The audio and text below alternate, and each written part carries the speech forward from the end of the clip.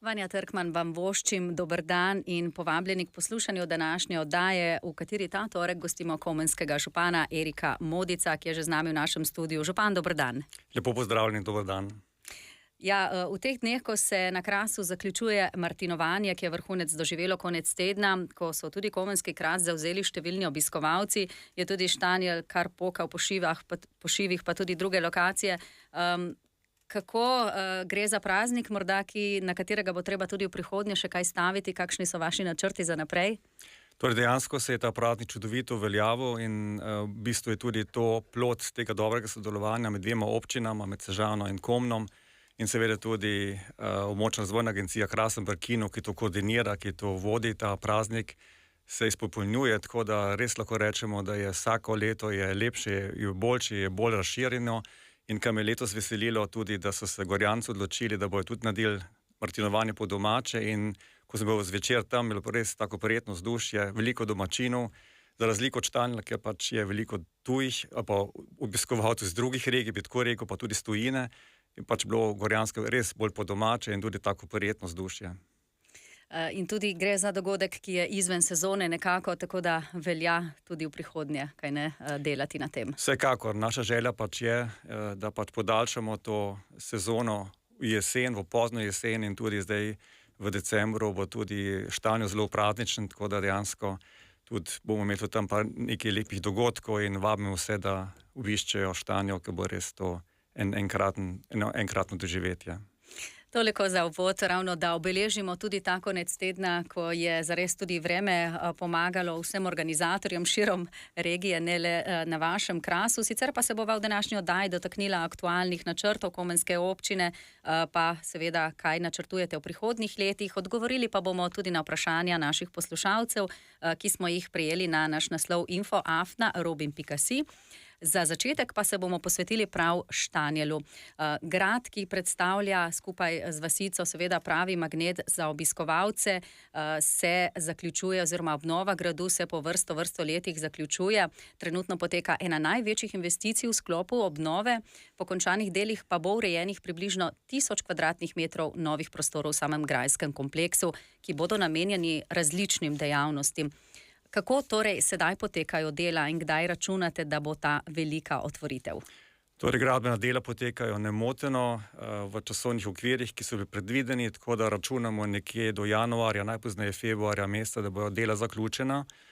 Potem moramo seveda še namestiti, postaviti opremo in predvideno nekje junija meseca, da bo tudi ta slovesna otvoritev. Pač se moramo zavedati, da to v bistvu je obnova, ki je trajala zdaj že več kot 50 let in da bo to res izjemen dogodek in lahko smo ponosni, pa veseli smo take generacije, ki bomo doživeli pač to dokončanje te obnove.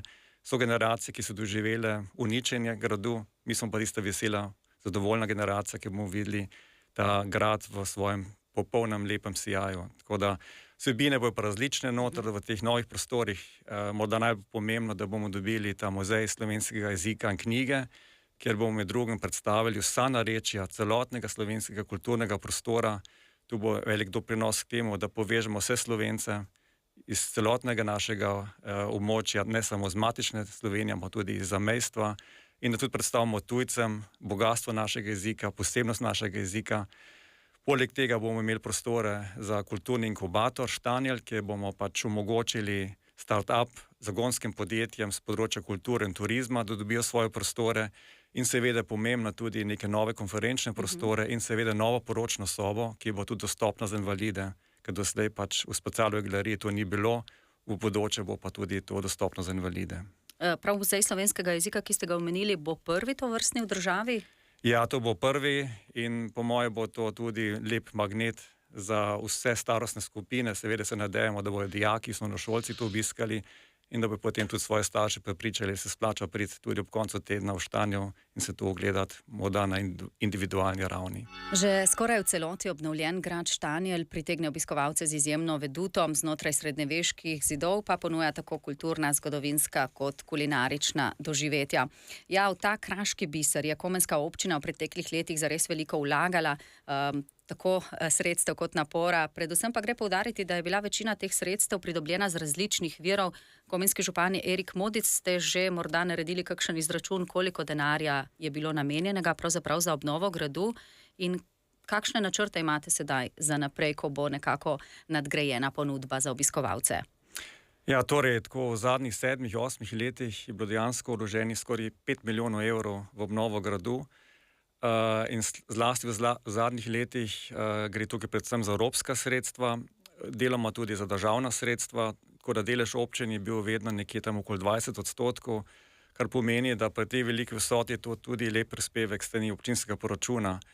Brez te državne pa evropske pomoči pa se ne bi mogli tega privoščiti. Tako da dejansko smo bili odvisni od tega, smo se maksimalno potrudili, smo pridobili ta evropska sredstva in smo bili tudi uspešni in prav ta zadnja obnova gre zdaj iz načrta za okrevanje in odpornost. Tukaj govorimo o 2,2 milijonski investiciji in 1 700 000 evrov je sofinanciranja. Tako da dejansko je to veliki finale, da lahko z enim zamahom zaključimo to obnovo po teh več kot 50 letih. Sedaj seveda pričakujete, da bo več obiskovalcev tudi na račun te dodatne ponudbe, ki se bo odprla s konferenčno dvorano, s poročno dvorano, kot smo že omenili, pa tudi v sam inkubator Štanjel bojo prihajali tako podjetniki kot posamezniki z željo po razvijanju podjetniških idej. Kdo bo vse to koordiniral oziroma kakšen je ta načrt upravljanja z obnovljenim gradom? Torej, že sedaj je Območna razvojna agencija Krasen Brkino tista, ki upravlja z gradom in tudi te nove prostore bomo njim dali v upravljanje. To pomeni, da bojo že sedaj recimo imajo upravljanje Spacalovo galerijo in tudi muzej narave in človeka na Krasu. In zdaj bomo samo še dodali te nove kamenčke tega mozaika. To pomeni, da bo zraven ta muzej slovenskega jezika in knjige, tudi razstavo Maxa Fabiani, tako da bo to en muzejsko-razstavni kompleks. Poleg tega upravlja tudi Viteško dvorano, kjer imamo že zdaj konference, imamo poročne slovesnosti, imamo kino večere in tako naprej. In v bodoče bojo tudi oni prevzeli te nove konferenčne prostore v nadstropju. Poleg tega pa tudi bo nova poročna soba, kot rečeno, ne več v Spacalovi galeriji, ampak v tem prenovljenem delu gradu. Tako da dejansko so tudi take utečene zadeve, oni imajo že izkušnje, bojo to samo nadgradili in prepričan sem, da bomo z novimi vsebinami dobili bistveno več obiskovalcev in kar je zelo pomembno, da podaljšamo sezono. Mi se zelo trudimo, da bi imeli tudi v zimskem času, ki je neka vrsta mrtva sezona, stalni prehod obiskovalcev in s temi muzeji ali muzejskimi vsebinami smo prepričani, da bomo to zagotovili. In če potem še dodamo kakšne take prireditve, kot so recimo vezano na ta predbožični novoletni čas, je to samo tisto zaokrožitev, da bomo res nekako oživili Štanjo in Kras tudi v zimskem času. No, ker gre za turistično zares obiskan, za izpostavljeno točko v občini, je potrebno seveda še kaj narediti glede same podporne infrastrukture in predvsem so tu pereča točka parkirišča. Na to temo smo dobili tudi vprašanje poslušalke iz Komenske občine, ki jo zanima, kako boste torej uredili parkiranje. Samo en parkomat je na tem območju, ki velikokrat ne dela, opozarja, in tudi samih parkirišč je še vedno premalo. To je res, tega problema se zavedamo, tako da zdaj moramo najprej sprejeti ta podrobni občinski prostorski načrt, da lahko umestimo pri zadružnem domu v Štanju novo centralno parkirišče. Ko bi rekel, lokacija je usklajena že z Zavodom za varstvo kulturne dediščine, samo bomo najprej, pač tako je v našem OPN-ju, v tem občinskem prostorskem načrtu dodeljeno ali pa napisano, da moramo tam najprej sprejeti podrobni prostorski načrt in šele potem lahko pridobimo gradbeno dovoljenje. To pomeni, da to bo trajalo sigurno še 2 leti, najmanj, da pridemo do tega parkirišča. Pri ostalih je pa tako, pri teh makadamskih, da pač imamo en parkomat, imamo pa tudi to aplikacijo Easy Park, ki pa je če dalje bolj jo ljudje uporabljajo, zato ker je tudi praktična in je tudi dejansko, če gremo po Sloveniji, pa po Italiji, je to zelo, ko bi rekel, taka priročna aplikacija, ki je skoraj na vseh parkiriščih lahko uporabiš. Preden se seliva v središče Komna, še eno vprašanje poslušalca, ki je vezano na Štanjel. Kot pravi, v kraju pogrešajo gostinsko ponudbo. Sedaj je sicer na voljo v samem gradu, kjer pa ni primerno za vse žepe, pravi poslušalec, pa tudi ni odprto vse dni v tednu, zato morajo obiskovalce usmerjati v sosednje občine. Tudi v bližnjem Komnu namreč je urnik nekoliko, bomo rekli, nenaklonjen vsem obiskovalcem. Ni sicer čisto v vaši domeni, župan, pa vendar kaj bi morda storili za spodbujanje te zasebne iniciative na Komenskem krasu? Ja, to je težko zdaj dati neke konkretne predloge. Mislim, se treba zavedati, da dejansko je tudi neka posledica post-covida, da dejansko so se zdaj običaji, navade ljudi spremenili in dejansko je splošno gostinstvo Slovenije v krizi in tam, kjer je bilo že zdaj redko poseljeno, s to gostinsko ponudbo se zadeva še toliko slabša. V nekih mestih to ne opaziš toliko, ker imaš še vedno alternativo. Tukaj na Komskem pa res problem. Če pride turist izven glavne sezone, v ponedeljek ali pa torek, bo stal skoraj lačen. Tako da ima maksimalno eno možnost, da lahko dobi kaj za pojest. Zdaj, kar je pozitivno, v samem Štanjelu so se ti turistični ponudniki povezali in tudi med sabo so se gostinci nekako uskladili. To pomeni, tam imamo nekako vsak dan je saj nekdo odprt. Sicer imamo na eni strani grajsko restauracijo, na drugi strani so neke manjše priložnosti za hrano. To je konkretno tudi tam sam pršut se pomnuje ali pa samo neke narezke, ampak kljub temu domače dobrote. Ja, domače dobrote, človek ne bo lačen. Izven Štanjela je pa res kriza. V Komnu se je ta ponudba močno poslabšala in da je tukaj neke čarobne palice ni. Tako da generalno vidimo, da je ta trend, da se pač to slabša na vseh področjih. Ta storitvena ponudba je slabša in tukaj, po mojem, bi mogla država nekaj ukrepati, nekaj spodbujati, saj na teh bolj odročnih, obmejnih in problemskih območjih, da bi nekako te gostince lažje preživeli. In seveda upati, da bo vse večji obisk prinesel tudi kakšno zasebno pobudo v samem Štanjelu. Vsekakor, ja. No, v središče Komna pa se podajamo v naslednjih minutah. Že večkrat smo govorili z vami, župan, glede načrtovane selitve bencinske črpalke iz središča kraja. Ko se je že premaknilo glede na domestne lokacije, kamor bi selili to bencinsko črpalko, se je sedaj zataknilo pri menjavi lastništva samega bencinskega servisa. Ste že obupali ali boste vendarle vztrajali s tem projektom? Ne, projekt smo nekako že pripeljali do te faze, da je na ta novem krožišču pri Alu Komen je vzpostavljena vsa infrastruktura za nov bencinski servis. To pomeni, zdaj dejansko iščemo tistega, ki bi bil pripravljen tam postaviti bencinski servis. Z OMV-jem, dokler je bil še OMV, je bilo nekako dogovorjeno, da bi oni da bi se preselili iz središča Komna na to lokacijo ob tem krožišču. Nov lastnik MOL, ki je prevzel zdaj pred 3-4 meseci OMV, pa dejansko nekako okleva, pač delajo neke še feasibility študije, glede upravičenosti teh zadev, ampak nasplošno sem dobil občutek v pogovoru z njimi, da se tukaj v nekem doglednem času ne bo nič zgodilo. Tako da zdaj moramo poiskati alternativne rešitve. Seveda pa tukaj občina v težki poziciji, ker pač smo majhna občina, smo bolj odročni, je manj prometa in te veliki koncerni jih zanima samo dobiček in seveda gleda samo skozi ta vidik. Kaj bi sicer umestili na to območje, če se bo vendarle v prihodnosti sprostilo prostor bencinskega servisa? Dejansko bi treba potem najprej narediti še nek javni natečaj za celoten trg v Komnu. Zdaj smo v tej prvi začetni fazi, ker pridobivamo gradbeno dovoljenje za kulturni dom, za popolno obnovo kulturnega doma in na tej podlagi potem, ko bi vedeli, kdaj bomo lahko preselili to črpalko, bencinski servis iz središča ven, bi treba speljati javni natečaj in nekako narediti neko dolgoročno rešitev za ta ubogi center Komna, ki je res neprijazen do pešcev. Bi šlo pa sicer z lastniki bencinskega servisa za odkup, za menjavo, kaj ste predvideli? Torej, prvotno bilo mišljeno, da bi šli v neko menjavo zemljišč, tako da seveda zdaj odvisno, kaj se bo zgodilo, koga bomo lahko prepričali za to novo lokacijo na obrobju Komna. In zdaj ta trenutek težko povem, ker pač poteka še pogovori, ampak ni nič nobenega konkretnega dogovora ta hip.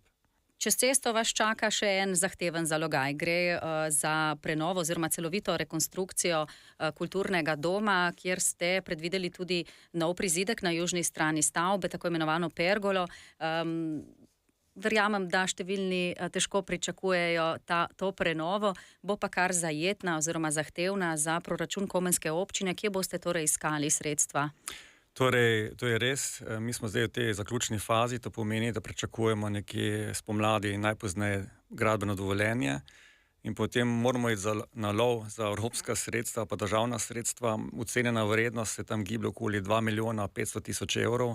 Vemo, da občina sama tega denarja nima, zato pač bo pogoj, da se pridobimo ta sredstva. Nekaj lahko pridobimo iz ekosklada. Obetajo se nekaj tudi razpisi prav za ta problemska obmejna območja, za potrebe tih kulturnih ustanov, oziroma kulturnih objektov. Tako da dajmo počakati, kaj bo konkretno, in seveda se bomo prijavili in bomo skušali čim več teh sredstev pridobiti, da čim prej začnemo s to obnovo. Želja je, da bi se nekje morda že proti koncu prihodnjega leta lotili te obnove fizično, z gradbenimi deli. Nove oziroma prenovljene prostore bo dobila tako knjižnica, v načrtu je, da bo pihalni orkester dobil ustreznejše prostore, pa tudi za različna društva. Želite pa si, da bi bil objekt namenjen zares čim širšemu krogu uporabnikov, kaj ne? Ja, torej namen je res, da bi bilo to živo srce Komna, zato poleg pihalnega orkestra, ki bo tam imel še naprej svoj domicil, pa še bistveno boljše pogoje kot sedaj. In seveda knjižnica, ki bo tudi večja, bolj prostorna, ki bo tudi dostopna preko dvigala tudi za invalide. In seveda same dvorane, ki pač je bila zdaj bolj komorne narave, v bodoče naj bi bila taka bolj odprta, bi bilo tudi več prostora, več svetlobe, bi lahko tudi koristili za kakšna družabna srečanja, za kakšne sprijeme in tako naprej. Bi imeli tudi prostore seveda za društva, centralne prostore, tako da bi društva tudi lažje lahko delovala na širšem območju Komna in seveda tudi za mladino. Tako da naj bi to res bilo neko živo srce, ne samo za kulturo, tudi za mladino, za vse dejavnosti tukaj v samem širšem območju Komna. No, sicer v središču Komna, v katerokoli smer se obrnemo, povsod vas čaka en nov projekt, kajti tudi omenili smo že bencinsko črpalko, pa kulturni dom in seveda čez cesto takoj je že tu ta trgovina, kjer se tudi snujejo oziroma so se že skovali načrti, kako se bo to preuredilo, nadgradilo, uredilo podzemno garažo, da bi bili, bomo rekli, rešeni teh parkirišč oziroma da bi jih pridobili še nekaj. A se tudi tu nekaj zatika spet v povezavi z lastništvom? Še računate na ta projekt in ali bodo stanovanja tudi tu našla svoj prostor, kot smo pred kratkim nekaj že govorili na to temo? Ja, vsekakor. Mislim, zadeve se zatikajo, ampak se niso zataknile. In nisem prepričan, da letos, 2025, bomo premaknili to zadevo z mrtve točke. Iz dveh razlogov. Prvič, zato, ker Tuš naj bi končno dobil novega lastnika Mercatorja, bi to bilo speljano in tudi potem se lahko Mercator pogovarja z lastnikom trgovine Tuš, to je stavbe, ki so dva sklada. In sem prepričan, da se bodo dogovorili, ker je vsem v interesu, da ta zadeva zaživi, da se Tuš poveča. Drugi razlog je v tem, da smo dobili neko alternativno rešitev namesto pošte. Pošta je odskočila, se je odpovedala tukaj neke razširitvi in ne bo tukaj sodelovala. Namesto tega bomo zgradili stanovanjski blok ob pomoči tudi zunanjega investitorja, tako da v bistvu sem prepričan, da 2025 bo tisto leto, ko bo končno padla odločitev in bomo šli v pravo smer. Imamo rezervirana sredstva za nadgradnjo te idejne rešitve, oziroma tudi za pridobitev potem gradbenega dovoljenja. Tako da pričakujem, da bomo res tukaj končno premaknili z mrtve točke zadevo. Se pravi, tu pa sodelujete z več različnimi bodočimi sovlagatelji, tu je tudi lekarna, če se ne motim. Lekarna, vsekakor, tako, ja. In to pomeni, da dejansko je tukaj, vse to je problem, zato ker je več tukaj sovlagateljev to skladiti. In če ima en sovlagatelj kakšne lastniške težave, kot je v tem konkretnem primeru Tuš, na eni strani pa lastniki trgovine, stavbe Tuš, potem smo seveda tukaj nekje vezani na njihov dogovor, ampak zadnje informacije so, da se tukaj stvari premikajo naprej in da bomo 2025 lahko štartali potem za realizacijo naših zamisli. Konkretno pa bi občina največ vložila v samo garažno hišo.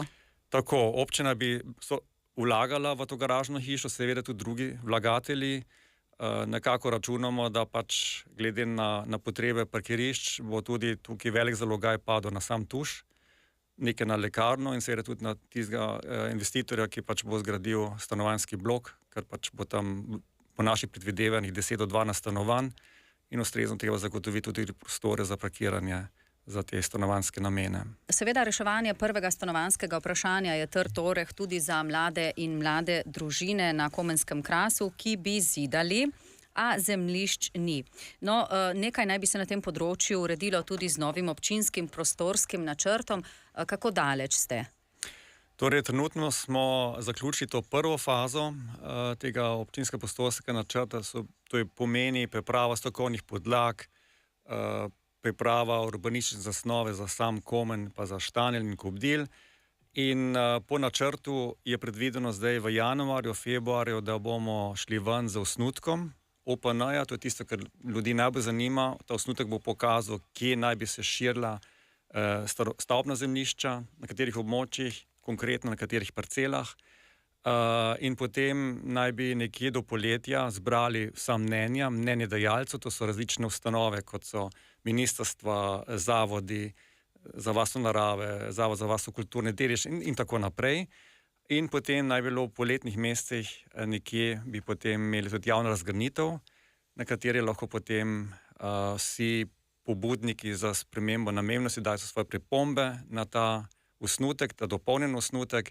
Tako da v bistvu, če bo šlo vse po sreči in to se skušamo držati te dinamike, naj bi ta OPN sprejeli do konca 2026. Tako da bi z novim mandatom imeli že nov OPN in da dokoli pač bo nov župan, pa nov občinski svetnik, da se bo lahko potem že, veselo gradilo na našem območju, na Komenskem.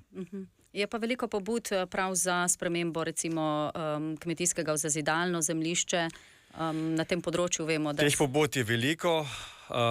Vemo, da pač država to močno zavira oziroma celo govori o ničelni rasti. To pomeni, da mora občina poiskati alternative, kje zmanjšati, kje povečati, oziroma kako nekako to uravnotežiti.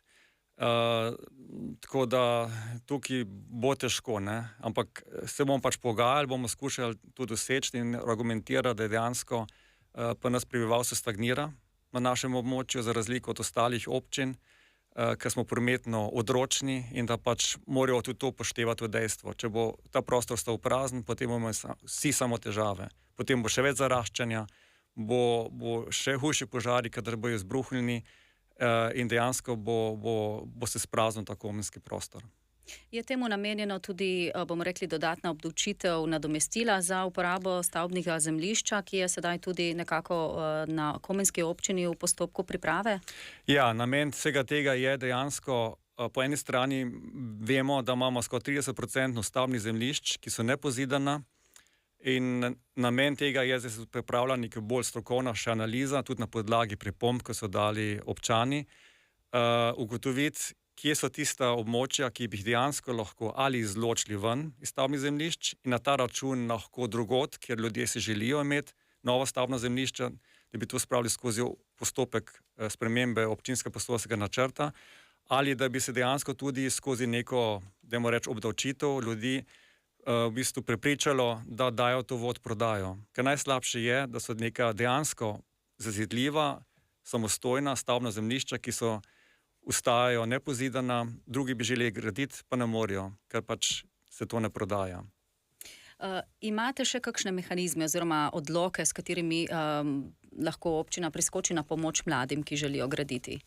Ali obnavljati, recimo? Torej, mi imamo to pomoč, ko jo ponujamo vsem iskalcem, oziroma tisti, ki rešujejo ta prvi stanovanjski problem.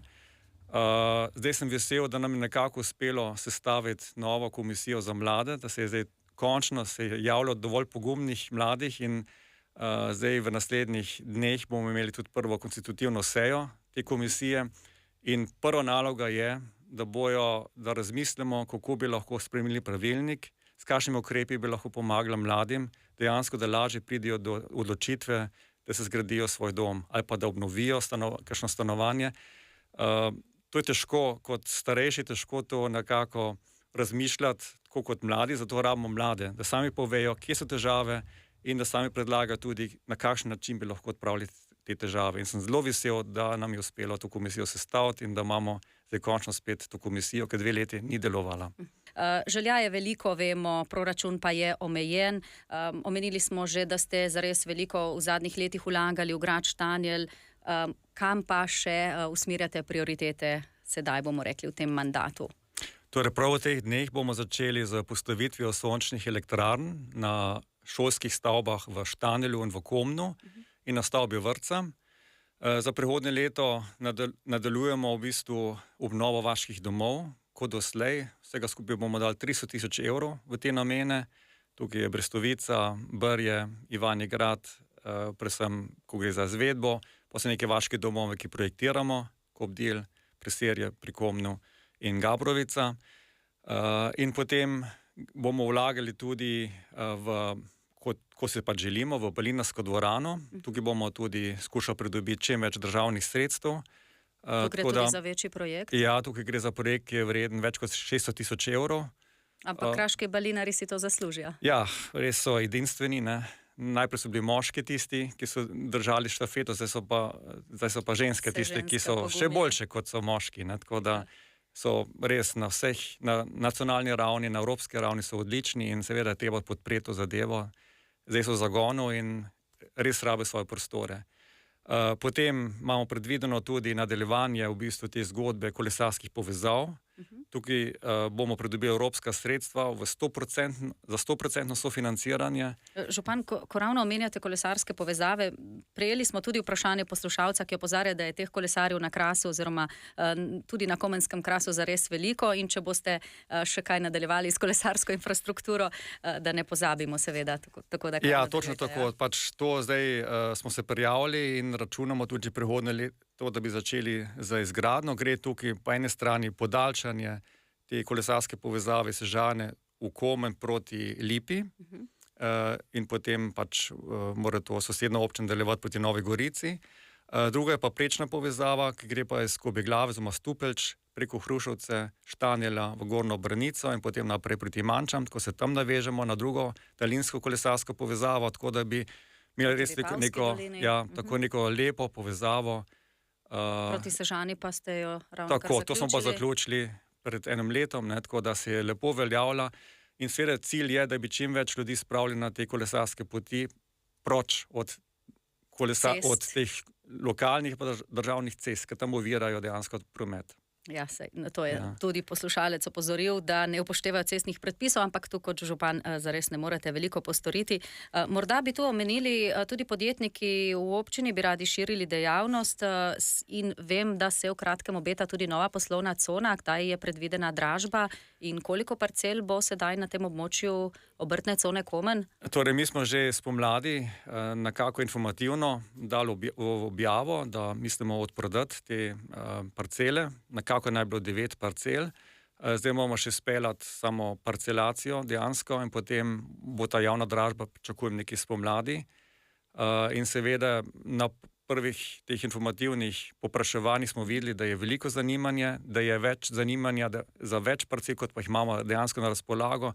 Tako da sem prepričan, da bomo to hitro odprodali in da bomo res na ta način zagotovili tudi nadaljnjo rast našega gospodarstva, naše občini, nova delovna mesta in seveda tudi malo več priliva tudi v naš občinski proračun, da bomo lahko še naprej potem tudi izvajali naše projekte in še naprej razvijali Komenski Kras. Kako kaže pa projektu nove športne dvorane? Tam moramo zdaj izdelati še neko idejno zasnovo, ki naj bi dve varianti preverili. Tukaj gre za to, ali spravimo vso infrastrukturo, garderobe, WC in tako naprej pod zemljo, ali deloma nad zemljo in potem seveda to vpliva na velikost samega balona. Kot veste, smo se odločili za to, da postavimo balon, da ne gradimo klasično. Tako da pričakujem, da bomo to razrešili nekje do spomladi, da potem lahko gremo tudi v izdelavo gradbene dokumentacije, da pridobimo tudi gradbeno dovoljenje nekje do konca leta 2025. Računate tudi tu na kakšna sredstva strani države? Za samo projektiranje ne, potem za samo investicijo pa 100%. Se bomo spet prijavili na državne razpise, ker brez tega ne moremo tega izvesti. Veliko uspeha tudi pri pridobivanju sredstev, seveda, in hvala lepa za vaš današnji obisk v studiu in pogovor. Hvala lepa, lepo zdrav sem poslušalkam, poslušalcem. Tudi jaz vas lepo pozdravljam, hvala, da ste bili z nami in seveda ostanite še naprej na valovih Radia Robin. Dober dan, župan.